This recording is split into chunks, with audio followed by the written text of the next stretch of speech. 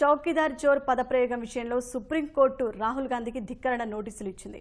దీనికి సంబంధించి పూర్తి వివరాలు మా ప్రతినిధి విద్యాసాగర్ ప్రత్యక్ష ప్రసారం ద్వారా అందిస్తారు.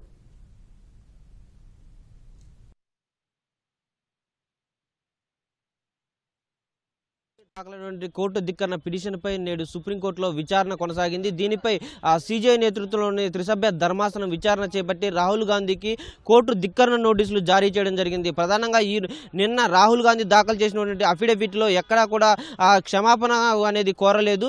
చౌకీదార్ చోర్ అనే పదాన్ని సుప్రీంకోర్టు తీర్పుకు ఆపాదిస్తూ ఆయన చేసిన వ్యాఖ్యలను ఒప్పుకున్నారు. కానీ ఎక్కడా కోర్టుకు క్షమాపణ చెప్పిన అంశం కనపడలేదంటూ కూడా మీనాక్షి లేఖి తరపునటువంటి న్యాయవాది ముకుల్ రోహత్గి పేర్కొన్నారు. అయితే చౌకీదార్ చోర్ అనే పదాన్ని రాహుల్ గాంధీ అమేథీ నుంచి వయానాడ్ వరకు ఎన్నికల ప్రచారంలో ఉపయోగిస్తూ వస్తున్నారు.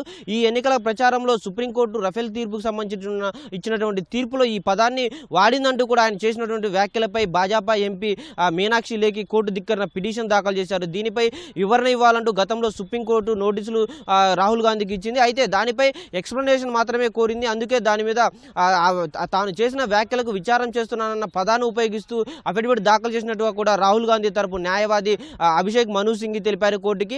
అయితే ఇక్కడ ప్రధానంగా రాహుల్ గాంధీ తను చేసినటువంటి వ్యాఖ్యలకు విచారం వ్యక్తం చేస్తున్నారన్న పదాన్ని కూడా ఒక అఫిడవిట్లో ఒక బ్రాకెట్లో పేర్కొన్నారే తప్ప ఎక్కడా కూడా సొంతంగా తన పెదాల నుంచి ఒక క్షమాపణ అనే పదాన్ని వాడినట్టుగా కనిపించలేదంటూ కూడా ఆ పిటిషనర్ తరపు న్యాయవాది ముకుల్ రోహత్గి కోర్టుకు విన్నవించారు. దీనిపై చౌకీదార్ చోర్ అనే పదాన్ని ఆదేశాల్లో రఫేల్ తీర్పుపై ఇచ్చినటువంటి ఆదేశాల్లో ఎక్కడైనా తాము పేర్కొన్నామా అంటూ కూడా సిజేఐ న్యాయవాదిని అడిగినటువంటి సందర్భం కనిపిస్తుంది. అయితే ఎక్కడా కూడా అలాంటి అంశం లేదు. కానీ రాహుల్ గాంధీయే చౌకీదార్ చోర్ అనే పదాన్ని సుప్రీం తీర్పుకు ఆపాదించారు. అదేవిధంగా ఆయన చేసినటువంటి వ్యాఖ్యలకు విచారణ వ్యక్తం చేశారు తప్ప క్షమాపణ చెప్పలేదు. దీన్ని తీవ్రంగా పరిగణించాలంటూ కూడా ముకుల్ రోహత్గి కోర్టుని కోరారు. అయితే దీనిపై స్పందించినటువంటి రాహుల్ గాంధీ తరపు న్యాయవాది అభిషేక్ మను సింఘి ఎన్నికల ప్రచారంలో దాదాపు 2 ఏళ్ల నుంచి కూడా ఆ రఫేల్ విషయంలో రాజకీయ నినాదంగా చౌకీదార్ చోర్ అనే పదాన్ని వాడుతున్నది కాంగ్రెస్ అధినేత రాహుల్ గాంధీ. అదేవిధంగా పలువురు నేతలంతా కూడా ప్రధాని మోడీకి వ్యతిరేకంగా చౌకీదార్ చోర్ అనే నినాదాన్ని ఎత్తుకున్నారు. ఇది ఒక రాజకీయ నినాదంగానే చూడాలి.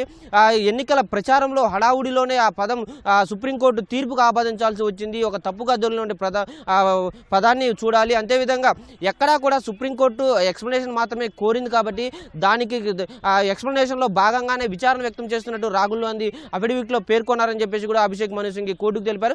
దీనిపై స్పందించినటువంటి సుప్రీంకోర్టు ప్రధాన న్యాయమూర్తి రంజన్ గొగోయ్ అంటే ఫార్మల్గా నోటీసులు ఇస్తేనే క్షమాపణ అనే పదాన్ని వాడతారా అంటూ కూడా సరే దానికి అందుకు తగ్గట్లుగానే ఈరోజు సుప్రీంకోర్టు కోర్టు ధిక్కరణ నోటీసులు జారీ చేస్తున్నట్లుగా సిజేఐ రంజన్ గొగోయ్ స్పష్టం చేశారు. ఏప్రిల్ 30వ తారీఖున రఫేల్ రివ్యూ పిటిషన్పై విచారణ ఉంది. అదే రోజు ఈ పిటిషన్ కూడా విచారిస్తాము, అదే పిటిషన్లతో కలిపి విచారణ చేపడతామంటూ కూడా సుప్రీంకోర్టు ధర్మాసనం స్పష్టం చేయడం జరిగింది. మొత్తంగా రఫేల్లో సుప్రీం తీర్పు ఇచ్చినటువంటి తీర్పుని చౌకీదార్ చోర్ అనే పదాన్ని వాడినందుకు కోర్టు ధిక్కరణ పిటిషన్పై రాహుల్ గాంధీ కోర్టు ధిక్కరణ నోటీసులకు సమాధానం ఇవ్వాల్సి ఉంది. దానికి సంబంధించి ఏప్రిల్ 30వ తారీఖున ఆయన ప్రత్యేకంగా కోర్టు ధిక్కరణ నోటీసులు వచ్చినప్పుడు ప్రత్యేకంగా హాజరు కావాల్సి ఉంటుందా లేదా అన్న దానిపై స్పందించినటువంటి అభిషేక్ మను సింఘి కోర్టు నోటీసులు చూశాక దానిపై స్పందిస్తామంటూ కూడా చెప్పడం జరిగింది. మొత్తంగా రఫేల్ రివ్యూ పిటిషన్లు అదేవిధంగా కోర్టు ధిక్కరణకు సంబంధించి రాహుల్ గాంధీ పిటిషన్ కూడా ఏప్రిల్ 30వ తారీఖున విచారణకు రానుంది. షాహీన్. విద్యాసాగర్.